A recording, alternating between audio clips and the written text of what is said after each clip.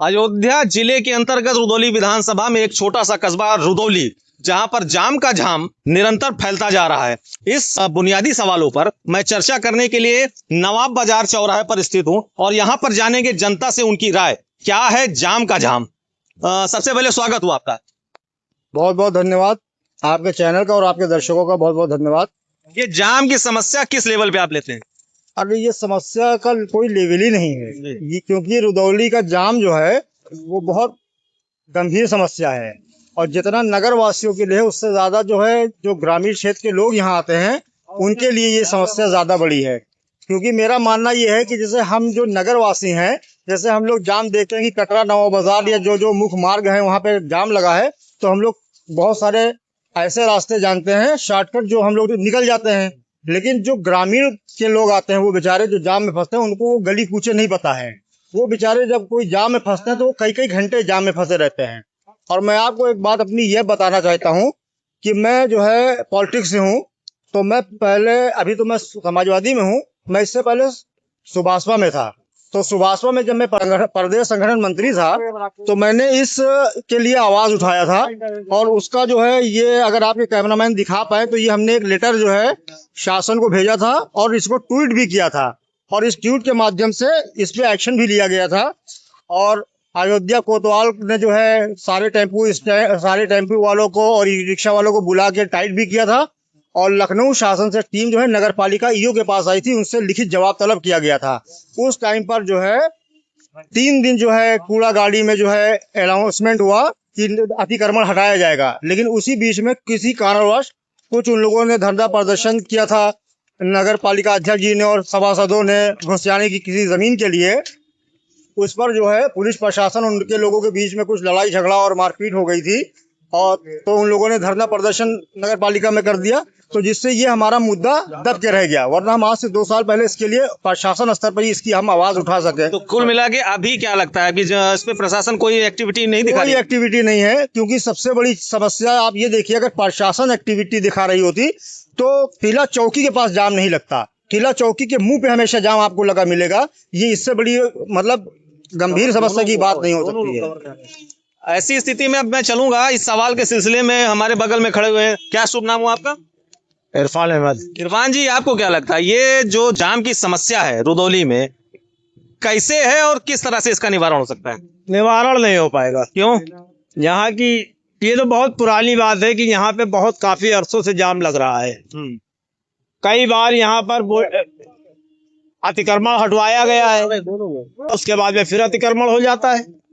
इसके ऊपर कोई एक्शन नहीं होता है कि हटाने के बाद में जाम फिर लोग रख लेते हैं, उसके बाद में उसके ऊपर कोई एक्शन नहीं होता है कि उसके ऊपर जुर्माना लगाए या कुछ लगाए, तो उससे ताकि यहाँ की समस्या पे छुटकारा। आपके नजर में जो जाम का मुख्य समस्या अतिक्रमण ही है?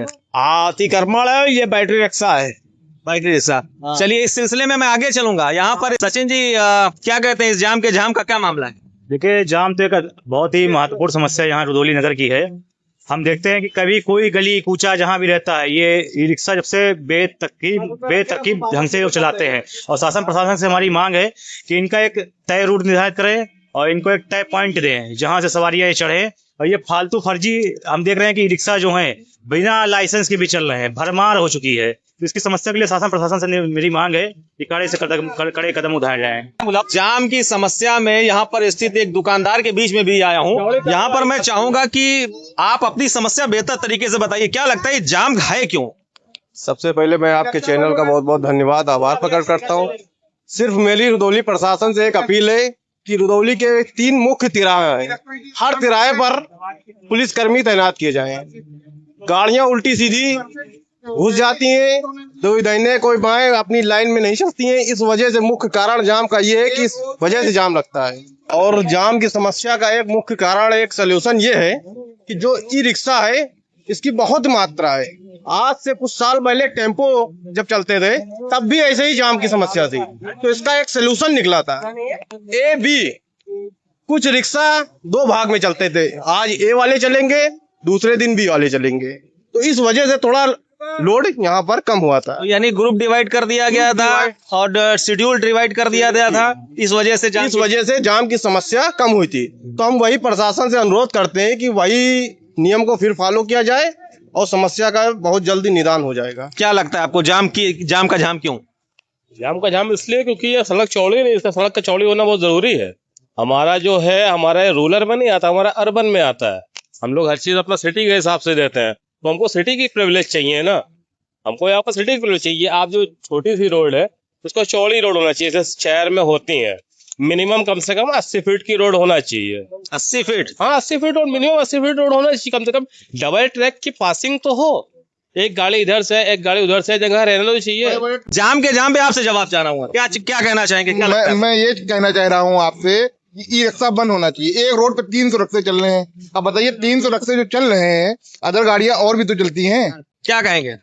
तीसरा मुद्दा ये है कि जैसे ई रिक्शे जो बहुत सब लोगों ने बताया कि भरमार हो गए हैं, भरमार के साथ साथ ये बात सच्चाई की भरमार हो गई है। और जो तीसरा बड़ा मुद्दा है वो जो नाबालिग बच्चे ई रिक्शा चलाने लगे हैं, जिसका कोई लाइसेंस भी नहीं है, और वो लोग भी ई रिक्शा लिए जो है सनसन चल रहे हैं तेज स्पीड में। इससे भी काफी वारदात आए दिन जो है घटनाएं होती रहती हैं। तो ये भी एक बहुत बड़ा मुख्य कारण है। जनता के बीच में जाम की बहुत तगड़ी समस्या है। 3 समस्याओं से हमें आपको परिचित कराना पड़ा। ये 3 समस्या मुख्य रूप से जो देखने, सुनने और जानने को मिली। पहली समस्या रही है अतिक्रमण, दूसरी समस्या रही है ट्राई-व्हीलर, और तीसरी महत्वपूर्ण जो समस्या रही है नाबालिग बच्चों को गाड़ी या ट्राई-व्हीलर की जो सुविधा प्रदान कर दी गई है बिना लाइसेंस के। ये 3 महत्वपूर्ण कारण है।